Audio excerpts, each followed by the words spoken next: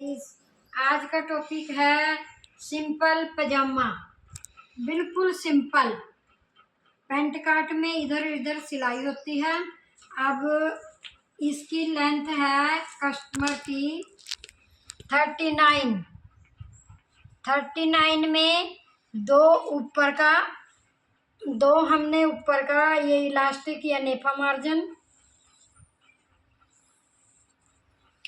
और 2.5 यहाँ पोंचे का मार्जिन ये छोड़ दिया हमने। ये नीचे से मोड़ने का है और ये ऊपर से नेफे का है। अब बीच में देखो 39 है, 39 से थोड़ा सा ज़्यादा है, लंबा हो सकता है, उसके ऊपर छोड़ दो, फिर ऊपर 4 छोड़ दो, 3 ऊपर 3 नीचे ऐसे कर थोड़ा सा ही होएगा वैसे ज़्यादा। 40 ये इतना सा ज़्यादा होएगा, इतना सा क्या ज़्यादा, एक पट्टी चल बाजू पर लग जाएगी। अब गाइस उसकी लंबाई होगी ये 42 इंच। 42 को अब यहाँ से पहले मैं कमर का हिसाब बता रही हूँ। देखो गाइस हिप है उसके 40 इंच, 40 में 8 जोड़ना सिलाई का नियम है।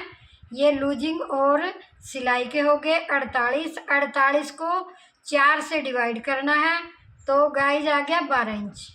12 चौक 48, चाहे ऐसे काट लो, 4 1 जा 4, फिर ऊपर से 8 उतारा, 4 2 जा 8, तो 12 आ गया।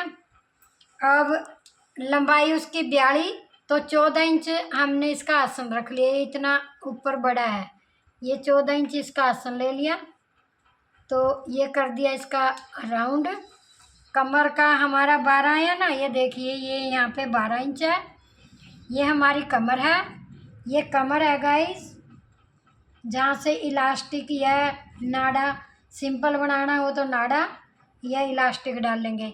ये कमर है और ये गाइस पट है, पट। और ये हो गया आसन लंबाई का तीसरा। और पोंचा मैंने 9 इंच तैयार रखूँगी तो 10 ले लिया गाइस, 10। अब इसकी हेल्प से शेप पट्टी की हेल्प से मैंने इसको इसके साथ मिला दिया, ये मिला दिया है। ये है सिंपल पजामा। इसमें बिल्कुल सिंपल, जिसे सादा पजामा कहते हैं। तो आज का टॉपिक समझ आ गया होगा आपको, या एक बार फिर रिवीजन करूं। लंबाई है उसकी 39, 39 में मैंने 4 इंच ऐड कर दिए तो ये आ गया 43। तो इसको लंबाई जितनी होती है ना उसको 3 से डिवाइड करना होता है।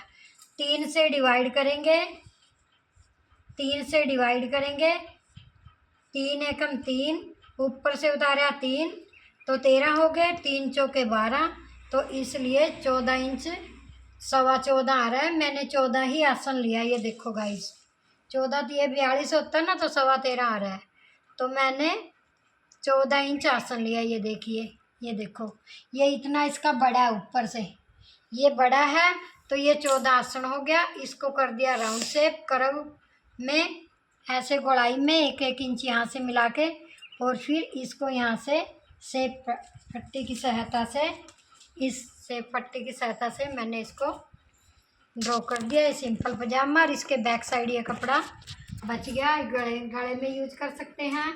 अगर कमीज़ की लंबाई थोड़ी छोटी हो रही है तो ये कमीज़ में भी लगाऊंगी, और मैंने पॉकेट लगाऊंगी एक साइड में, इसी कपड़े से लगाऊंगी पॉकेट में। तो ये हो गया सिंपल पजामा। आपको समझ आया होगा।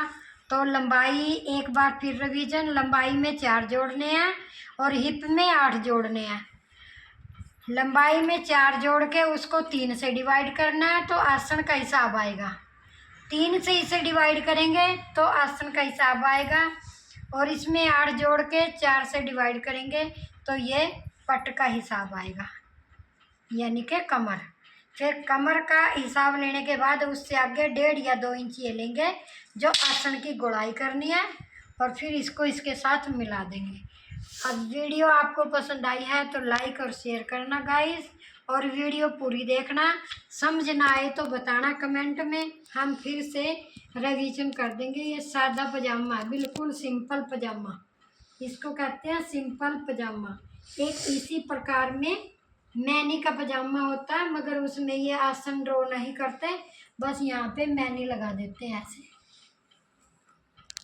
तो वो अगले किसी कस्टमर का आया तो उसमें बताएंगे। डन।